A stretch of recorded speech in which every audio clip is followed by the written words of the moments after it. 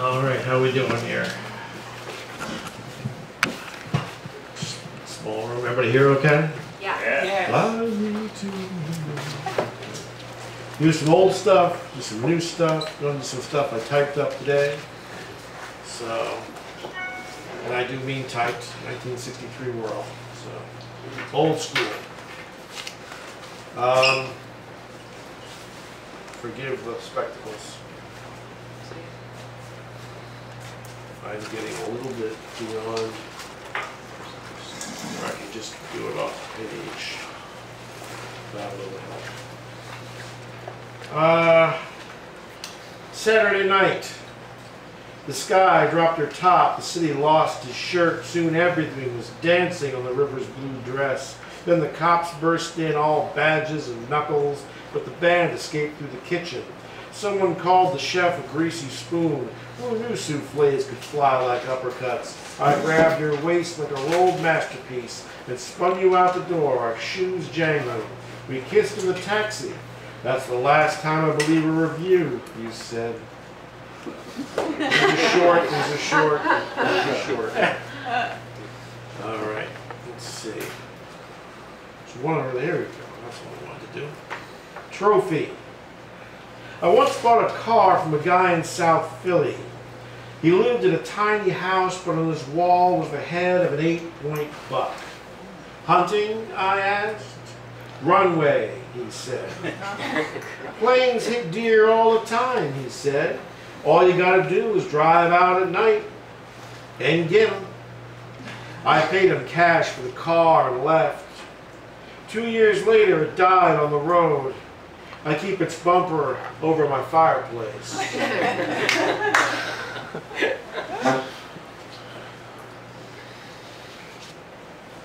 Let's see what else we got here.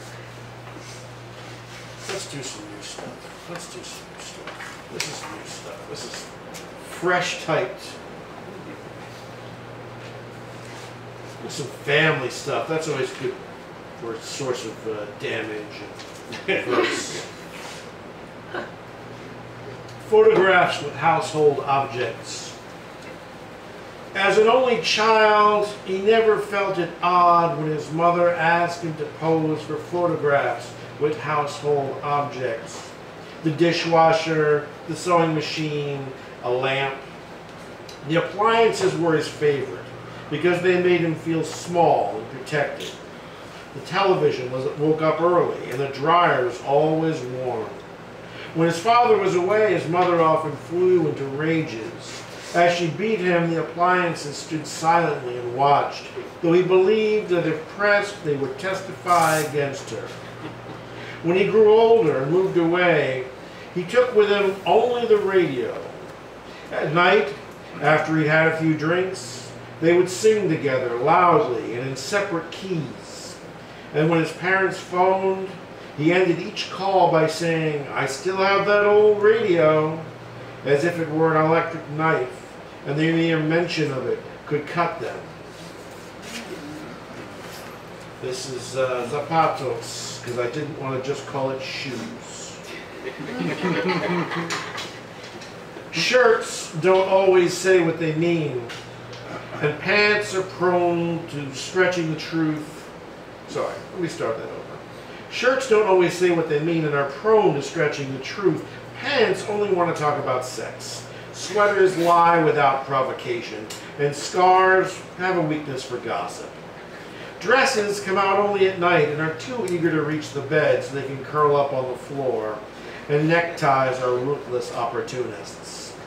But a good pair of shoes always tells the truth, even when lying under the bed or boxed up on a closet shelf. When a storm or a bladed love approaches, your shoes know before anyone. Who do you think it is tells you to run?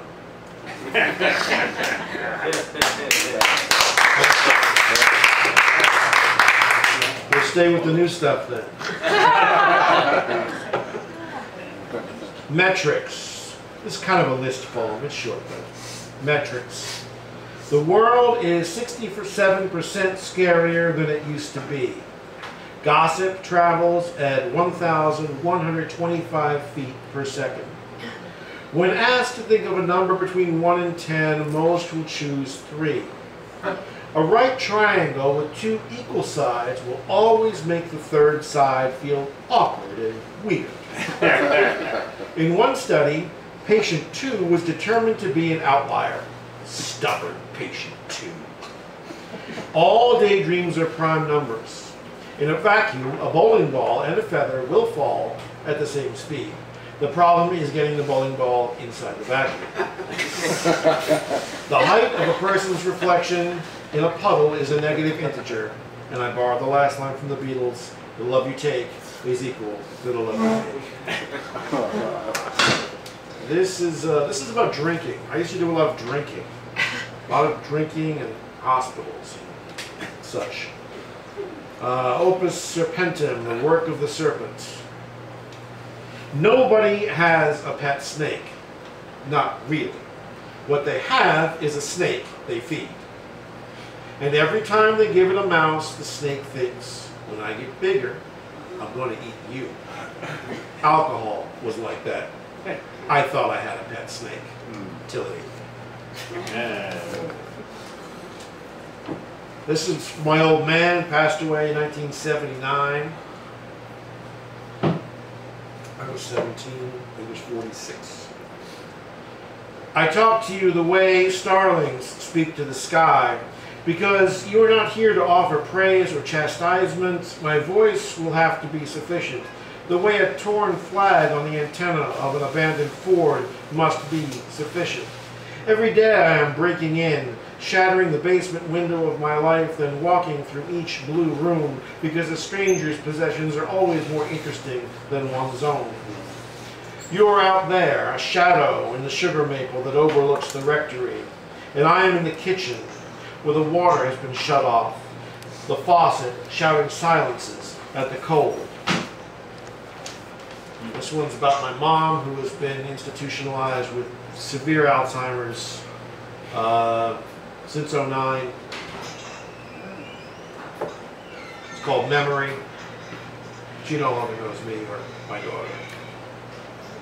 My mother's memory is a bar of soap drawn by a blind child. Ships are lost in the North Sea of her mind. Gulls circle the rooms where her words sleep. When I follow, I find all the doors locked by a girl in a white dress. I bring her photographs of people she just met all her life. She touches their faces on the page and whispers in a language departing travelers speak. Sometimes at night, I feel my own words walk away from me. I know the sound that keeps me awake is that of the men who scrub clean the walls of memory.